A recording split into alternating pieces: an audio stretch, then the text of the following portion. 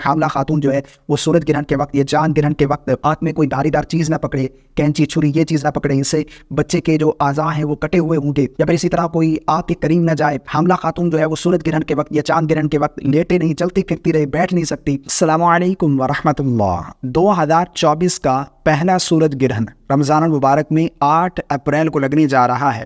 اور بتایا جا رہا ہے کہ یہ بہت ہی بڑا سورج گرہن ہے۔ اس طرح کا سورج گرہن آئندہ 20 سالوں تک نہیں دکھائی دے گا۔ یہ سورج گرہن پاکستانی ٹائم کے مطابق کب شروع ہوگا اور کب ختم ہوگا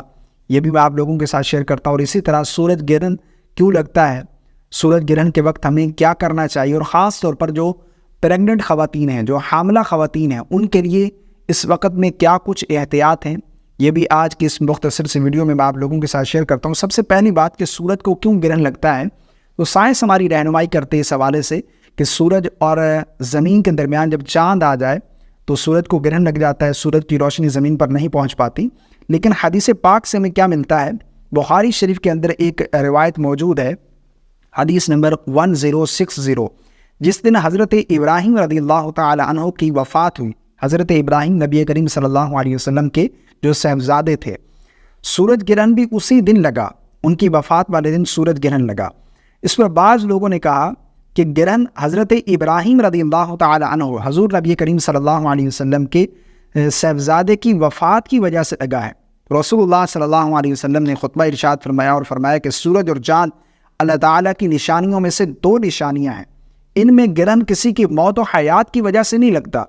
جب اسے دیکھو تو اللہ پاک سے دعا کرو اور نماز پڑھو تاکہ سورج صاف ہو جائے۔ تو یہ جو ایک معلوم ہوئی بات کہ بعض لوگ کہتے ہیں کہ کوئی بڑا حادثہ ہو جائے، کہتے ہیں کہ یہ سورج گرہن یا چاند گرہن اس وجہ سے سورج گرہن ہوا ہے یا چاند گرہن ہوا ہے، تو اس سے معلوم ہوا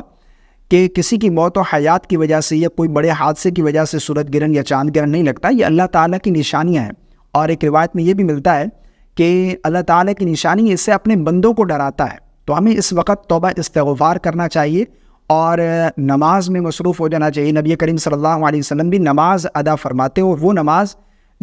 جس میں آپ طویل قیام فرماتے، ایک لمبا رکوع کرتے، لمبا سجدہ فرماتے، اس طرح کی نماز ادا کرتے تھے۔ اب یہ پاکستانی ٹائم جو ہے،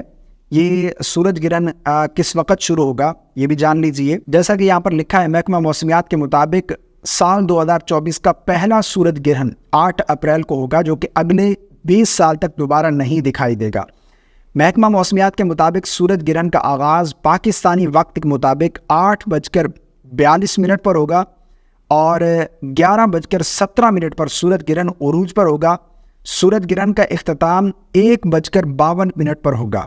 یعنی 8:42 پر سورج گرہن شروع ہوگا، 11:17 پر سورج گرہن عروج پر ہوگا، اور سورج گرہن کا اختتام 1:52 پر ہوگا۔ اور جب سورج گرہن ہوگا تو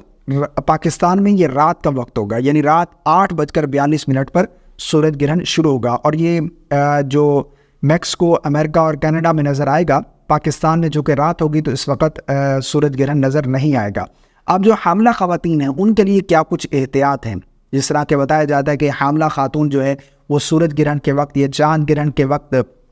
ہاتھ میں کوئی دھاری دار چیز نہ پکڑے، کینچی چھری یہ چیز نہ پکڑے، اس سے بچے کے جو اعضاء ہیں وہ کٹے ہوئے ہوں گے، ہاتھ پاؤں کٹے ہوئے ہو سکتے ہیں، یا پھر اسی طرح ہونٹ کٹا ہوا پیدا ہو سکتا ہے، یا پھر اسی طرح کوئی آگ کے قریب نہ جائے۔ حاملہ خاتون جو ہے وہ سورج گرہن کے وقت یا چاند گرہن کے وقت لیٹے نہیں، چلتی پھرتی رہے، بیٹھ نہیں سکتی۔ تو یہ تمام باتیں، ان کا اسلام کے ساتھ کوئی تعلق نہیں ہے، اور سورج گرہن کا اور حاملہ خاتون کا آپس میں کوئی تعلق نہیں ہے، ٹھیک ہے نا۔ اگر اس طرح کی کوئی بات ہوتی تو نبی رحمت صلی اللہ علیہ وسلم کی ظاہری حیات میں سورج کو بھی گرہن لگا، چاند کو بھی گرہن لگا، تو آپ صلی اللہ علیہ وسلم نے حاملہ خواتین کے لیے کوئی احکامات جاری نہیں فرمائے۔ تو اس سے معلوم ہوا یہ تمام چیزیں غیروں سے لی گئی ہیں۔ چاند گرہن کا، سورج گرہن کا حاملہ خاتون کے ساتھ کوئی تعلق نہیں ہے۔ بہت زیادہ سختی کی جاتی ہے، بعض جو بوڑھی خواتین ہیں وہ گھر کی خواتین پر، جو حاملہ خاتون ہوتی ہیں ان کے اوپر سختی کرتی ہیں کہ سورج کو گرہن لگ گیا، چاند کو گرہن لگ گیا، اب تم نے یہ چیز نہیں کرنی، اس طرح نہیں کرنا، ایسے بیٹھو، اس طرح چلتی پھرتی رہو۔ ایک وہ بیچاری حمل کی وجہ سے تکلیف میں سے گزر رہی ہے، اور دوسرا اوپر سے یہ سختی آ گئی اس کے اوپر کہ سورج گرہن ہو گیا۔ تو ایسا بالکل نہیں ہوتا۔ اپنے عقیدے کو مضبوط کریں، اللہ پر یقین رکھیں، اللہ ہی ہے جو کچھ کرے گا، اللہ ہی کے قبضہ قدرت میں ہے، وہ جسے چاہے جس طرح چاہے جس طرح کی اولاد عطا فرمائے، یہ اللہ کے قبضہ قدرت میں۔ اللہ سے دعا کرنی چاہیے